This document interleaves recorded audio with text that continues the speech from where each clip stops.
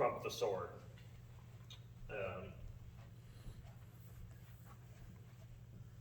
In terms of using it against you when you're in Ochs, Yeah. I'm just going to hang out. And then there's also, I tend to hang out in a flat Ochs because I tend to be in Ochs when I have just come from doing a thing, Yeah. as opposed to the guard up Ochs, which I'm not sure how's that working. That gives me less safety in my feeling. That feels like it's connecting, but not very strongly. Like Yeah, I that's- probably still have my finger. It might Yeah. just be a bloody mess. yeah, that's safer.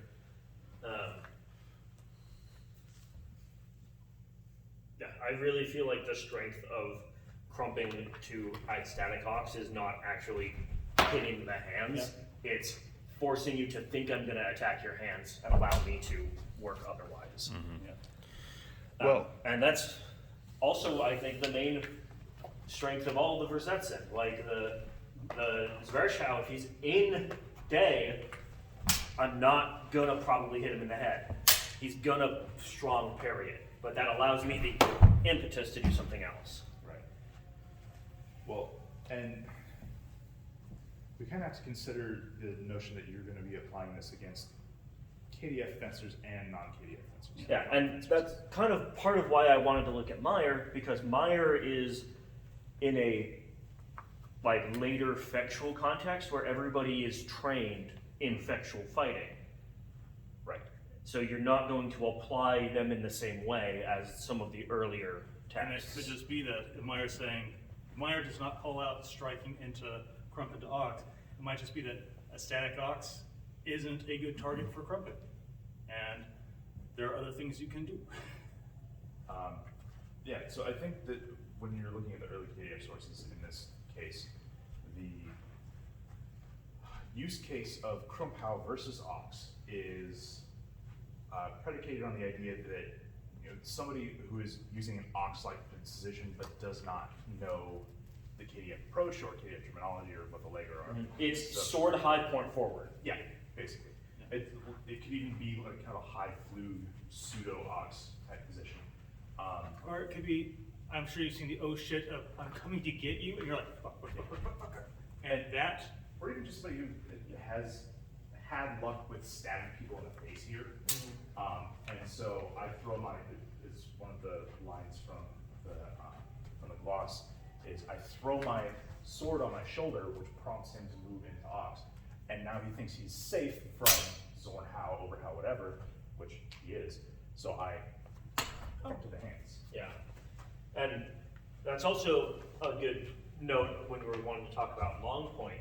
If somebody is in long point and is trying to stab you in the face, which is something you do from long point, you don't crump long point, you crump the hands. You stay out of range, go to the side and attack the hands, not the sword. Right. So, and obviously what I was presenting is the most basic use case. What are like the core elements of applying Krumphau as Versetzen against Ochs? With crossed hands, Crossed leaping hands. to the side, Leaping to the side, and by targeting their hands. targeting the hands. And could it also be seen that targeting the hands in this case is more of that will ensure a deeper targeting, and therefore it's going to ensure blade contact, whereas if you're hanging out in Ochs, and I'm not trying to do this shit, you're just going to go whoop, and I'm being thrusted in the face, whereas I'm going deep for the hands. You can't do that. You can do other things, but you can't do that. Yeah, it's because because you're so much closer, I'm definitely not able to direct axle underneath. That's a good point. And especially, so we were talking about the two responses, right? If I'm in Ochs and somebody throws a Krumphau at my hands, I can either suicide and stab him in the face, in which case he defends, or we both get hit. Or I defend my own hands, right? So I'm either being aggressive or defensive. As far as the gloss kind of assumes that I'm going to be defensive, I'm going to protect my hands, and that's when you direct axle underneath and stab. And that is easier when using the short edge. So if I go, yes, Yeah. You threaten the hands, he moves to defend himself, you cut short. yep, you turn it underneath. And you can even turn this into the short edge mid-cut. Yeah, so, Or reach over. That's good. Although reaching over, I think is gonna get us both stabbed. oh, so I go, yeah, So reaching over bad, dirt effects underneath. okay. As far as applying this in a modern context goes, how do we want to approach that? Modern sport context? Yeah, because part of the problem is almost nobody uses Ochs, right? You'll see people using long point a lot more often. All right, Um, so when did, And so that's, sorry, go you first. I was gonna say, the only time I see anyone using Ochs in our club is Jared because he's fucking huge and he does not suffer the range limitations of being an Ochs. I disagree for this reason. I use Ochs all the time as a transitional position for attacks. Okay. Almost all of the wrenching, like short edge work I do is technically Ochs. Okay. So for example, But that's kind of when you're entered into the creek state of things, correct? I have mine running too. so- yeah, not necessarily. Like I will throw this as a provocation Yeah. and as an intentional, like that's technically Ochs when I do that short edge cut. Okay. Or if we're in Krieg, yeah, I will often, that's Ochs. Yeah. Right? Yeah. So if I am entering with a provocation, such as trying to, so like there's two main ways to enter with the short edge and provocation with that Ochs position. This is the strong taking out, following up. This is the weak, you are strong. This one isn't Ochs, this one is. And so if I were to enter into the fight trying to provoke you like this, and if instead of you meeting me, you then crumped my hands, Oh, but I crump this, right, so I have to do that? ideally you'd step that way, right? But, so go ahead and throw it at me. If I know that it's a provocation, and instead of choosing to protect myself, I Okay. void and strike, that's Ochs. Because my thoughts are, Jared's the one I see that we're just kind of, Yeah, he'll because just approach you in this position. most people don't, right? Yeah. And I sure shit don't sit here, but I Yeah. will attack through Ochs. Okay. Well, and Jared's actually a good example of what I think is, I mean, it's key to all fencing, but it really necessary here with that lateral step is range management. Because Jared has a big sword and is a big dude. Yeah. He knows how to keep you at the end of it, so. And so it's not range management in terms of assuming your opponent is static, but what I just noticed with what Connor was doing is as you're approaching, he didn't step forward at all. It was a completely lateral step to get to those hands. Yeah. Because you're presenting them, because you're attacking. So it's from a tactics standpoint, it's going to depend on your assessment of your opponent. Are they being defensive? Are they being aggressive? Are they switching back and forth? Yeah. As to how you're going to approach applying this against Ochs. But you are absolutely right. Like it's not Ochs as static position. It's anytime somebody moves into that high point forward guard. And I think that people use Ochs more than they realize. But it's that short transitional period of I did a thing, and I'm doing another thing, and then I'm here. I mean, we use Ochs all the time because we all throw Zvershows. Yeah. But we have a tendency to throw Zvershows from, Krieg rather than throwing a big obvious Zvershow from Zfeshkin. And if you are doing that, it's probably because it's a failure or something. So, yeah, so let's explore the idea of Krumphau versus any Ochs-like position. So somebody throws a spare shout, and it assumes that I'm just going to overhop because I'm in my right long tug. Just stepping out and cutting to the hands totally works there. And the threat of the Zvershow should be minimized by your range management there.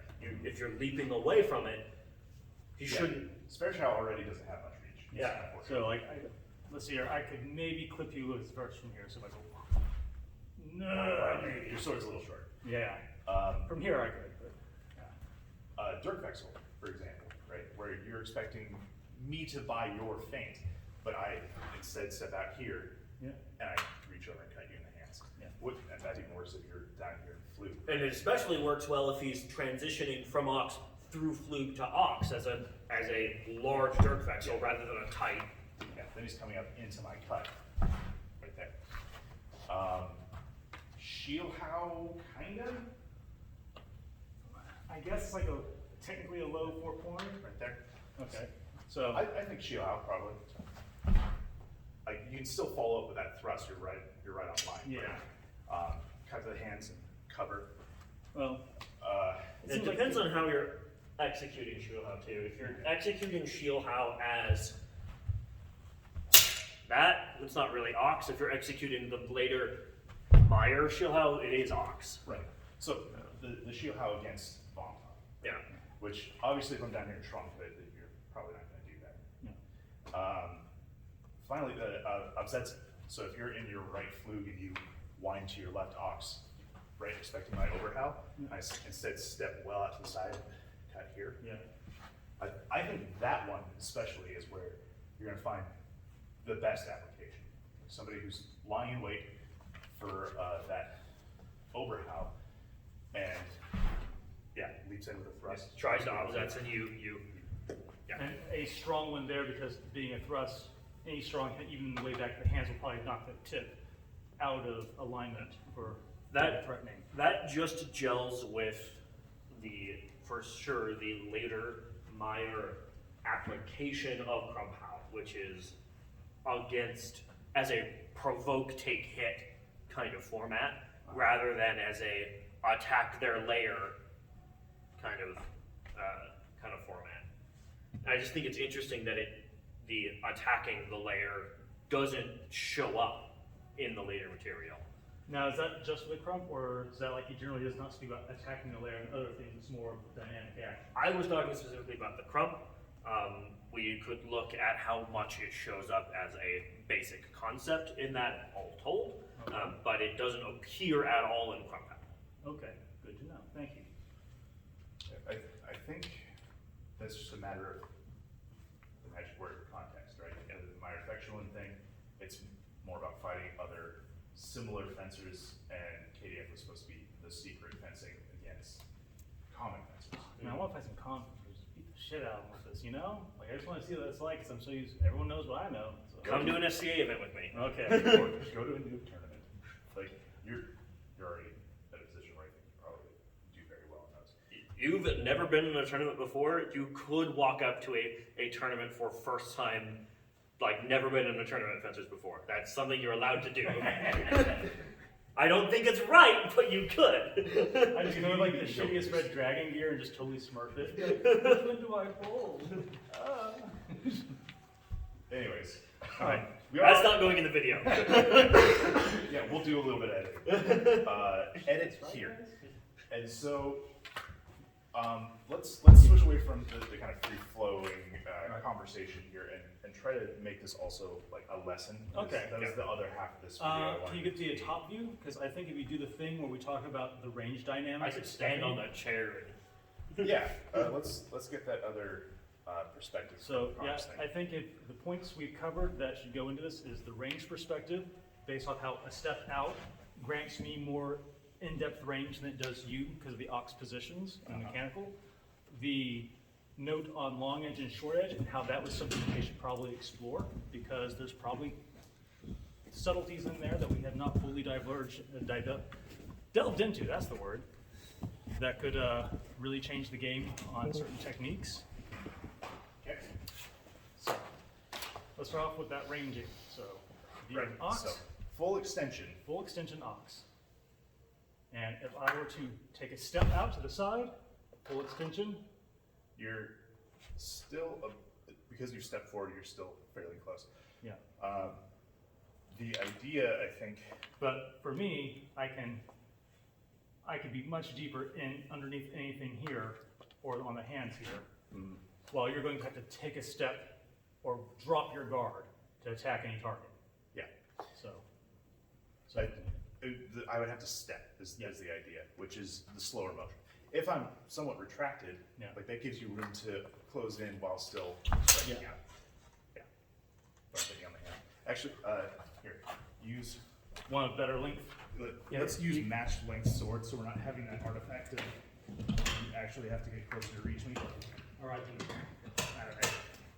You can use that one, Adam, if you want. I don't know if it's the same length. He's doing the same. Okay. Thank you, sir.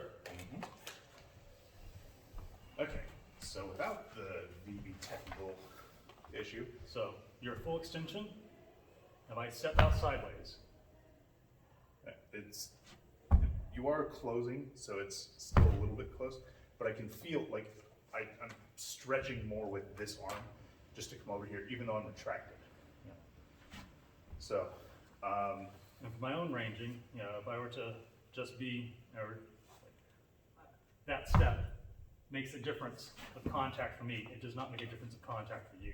No. So if you're in that full extension, right here, and you pivot to meet me, I'm still safe. yeah. So, Now from like a stop thrust standpoint. yeah. Okay, so I'm standing before you in the guard of Ochs. Yep. You are just out of range, where even if I step and thrust, I can just reach you. Yeah, it's close. It's a close thing. So these are ideal conditions. Mm-hmm.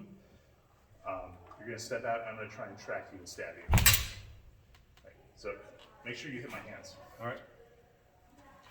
Good. And now guard. Okay. Yeah, that's the idea. You have more time because you gained some distance. You managed to hit me in the hands, which if they were sharp weapons, I might just not be able to hold the sword at that point. And then even if I step and thrust, yeah, you I push am over and down. overlapping, so I can easily displace Yep. and exchange it into a mute turret. And I think that aspect is going to be key. So if you're in your left ox, I want you to try and stab me as I do this. So it's here and then immediately cover this direction. There and immediately no. Immediately no. I missed on that one, but I didn't get stabbed. Yeah. I'm going to try that with a short edge and see if I Okay. have better luck. And I got tagged. I definitely got a solid hit on my knuckle though. Right. So it's a little more work to go from that short edge cut to covering, but doable. Yeah. And And just how we play with it, rather than a wind down to flug, if you do that and then basically more of like, how do I put it? Go for the ringing grappling where it's instead of displacing to this position, it's a stuffing motion to this position. oh, just shove with the cross guard. Yeah, it's shoving and basically shoving down and I think you are more apt to do that and have better mechanics to do that. So I just want to see what that feels like. So with the short edge Yeah, cut, so short edge and then rather than move to flug, you just try stuffing it. like so. Something like that, yeah. Because you're mechanically, That's a fine idea. Like just shove with the cross guard. yeah. Because you're over, and you do that, you're pretty much working your, how do I put it? This doesn't have the same impetus and structure as this. Yeah, and it's harder to shove this direction just because your wrist is already turned over. Okay. Where do we want to go from here? Let's see here. Oh, probably a close-up. I'm not sure you want to splice in the other video about that ranging difference between a short edge and a long edge crump and how it's not really different and probably should be explored because there might be things you could do from one position or the other, or it might be easier to enter from one guard or another, knowing that you're not losing any ground by throwing a short edge crump. Okay, let's do just 3 of each. Okay. I'll do long edge 3 times and short edge. Do you want to 3 get times. a different shot of the very close-up knuckle depth thing like we had earlier, or just gonna use that? Yeah, Connor, why don't you come over here? Step close and I'll take one from over the top. Okay. So I will be in here. Is this a photo or a video? Video. Long edge. Long edge. Long edge. Let me take this glove off. Short edge. You can almost reach your rear hand there. Yeah, that was a solid contact. I mean, it definitely seems like a short edge variation, if someone's retracted, Take that from me, really. might be a good thing. Parkour. Parkour. Gotta yell parkour if you do something like that, or else, you know, that's not cool. Let's get static photo from this side of the long edge versus the short edge. Photo, not video? Yeah, I just want to show like the difference in terms of reach. Okay, so There we go. Okay. I'm not even going to move the sword. I'm just going to turn this over. Yeah, that's a good inch gain at Okay. least. Yeah, you went from not touching this hand to touching this hand. And so, yeah, I think That makes me want to look something up real quick. Hold Yeah. on. Leave me alone for a minute. No, I'll that's be cool. back. I think pursuing some later on the structural